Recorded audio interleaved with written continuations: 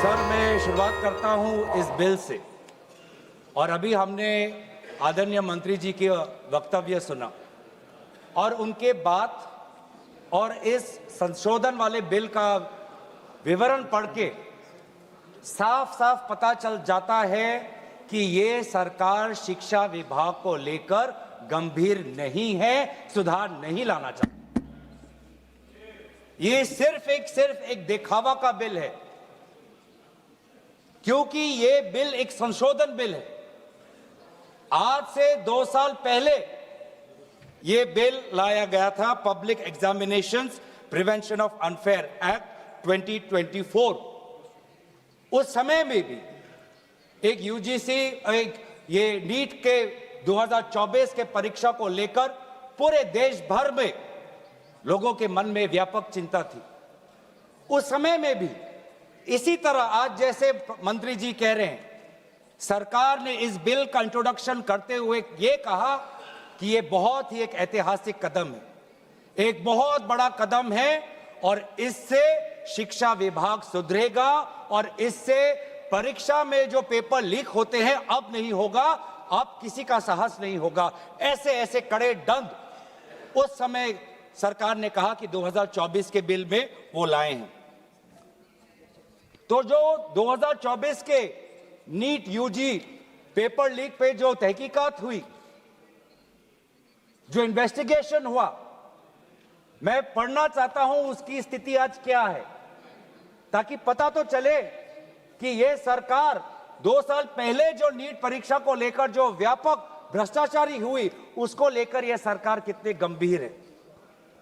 बहुत दुख के साथ मैं कहना चाहता हूं कि एक अखबार में आर्टिकल आया 2026 में कि जो 45 व्यक्ति थे जो चार्जशीट हुए थे नीट यूजी 2024 पेपर लीक के मामले में, 45 में से 44 को बेल मिल चुका है।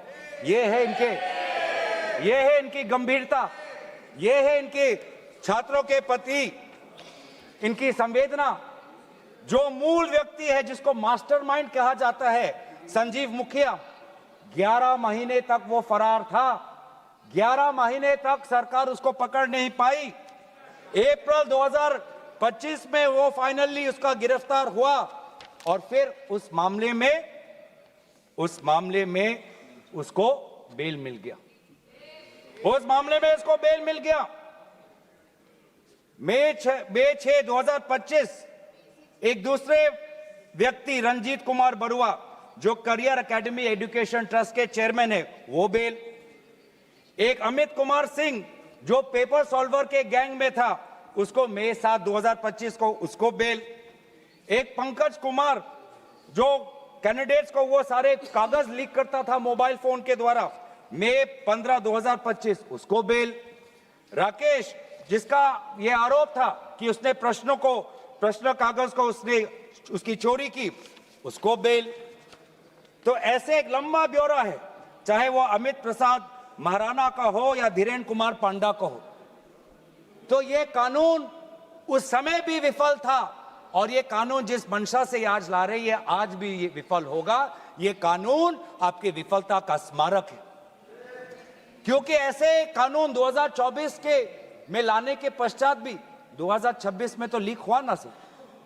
अगर कानून इतना ही सशक्त था तो आज 2 साल बाद ही इतना बड़ा व्यापक लीक कैसे हुआ।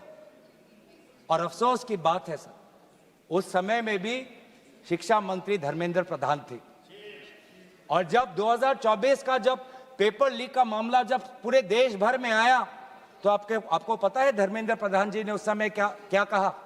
उन्होंने कहा, कहां हुआ पेपर लीक? नहीं हुआ पेपर लीक।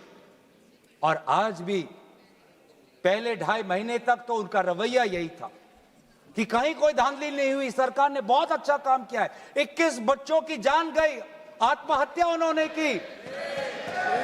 आपको शर्म नहीं आती इस सरकार को कि जिस मंत्री के तहत में 21 बच्चों ने अपनी जान गंवा दी, आत्महत्या की, जब उसने अपने मंत्री पद से इस्तीफा दिया, कल जब वो सदन में आए, आपने उनको ऐसा माला पहनाया ताकि जैसे वो पाकिस्तान से जंग लड़के आए हैं।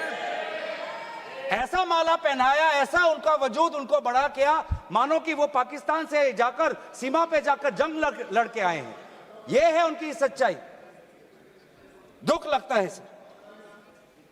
आज ये बात प्रधानमंत्री आते हैं इंस्टाग्राम के रील पर, वो अलग बात है कि जो पहली कैबिनेट बैठक हुई उस कैबिनेट बैठक में शिक्षा को कैसे सुधारा जाए, पेपर माफिया को कैसे खत्म किया जाए, पेपर सेटर के माफिया को कैसे खत्म किया जाए, पेपर सॉल्वर के माफिया को कैसे खत्म किया जाए, टेस्टिंग सेंटर के माफिया को कैसे खत्म किया जाए, प्रिंटिंग प्रेस के माफिया को कैसे खत्म किया जाए, कोचिंग सेंटर के माफिया को कैसे खत्म किया जाए, सिलेबस कैसे स्कूल के सिलेबस के साथ मिले, आउट ऑफ सिलेबस परीक्षा के पेपर ना आए, सीबीएसई के ओएमआर में धांधली न हो, इन सब चीजों पर व्यापक चर्चा करने के बजाय प्रधानमंत्री मोदी जी कहते हैं इंस्टाग्राम पर और ध्यान दो, इंस्टाग्राम पर और ध्यान दो।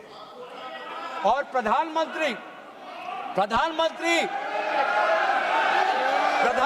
जब आते हैं हाई पावर कमेटी की बात करते हैं तो 2 साल पहले जो के राधाकृष्ण की जो हाई कमेटी थी उसका क्या हुआ? 2 साल हाई कमेटी आपने गठन की, प्रधानमंत्री केंद्र सरकार के निरीक्षण में एक हाई कमेटी बनी, के राधाकृष्ण फॉर्मर इसरो के चेयरमैन। अगर वास्तविक में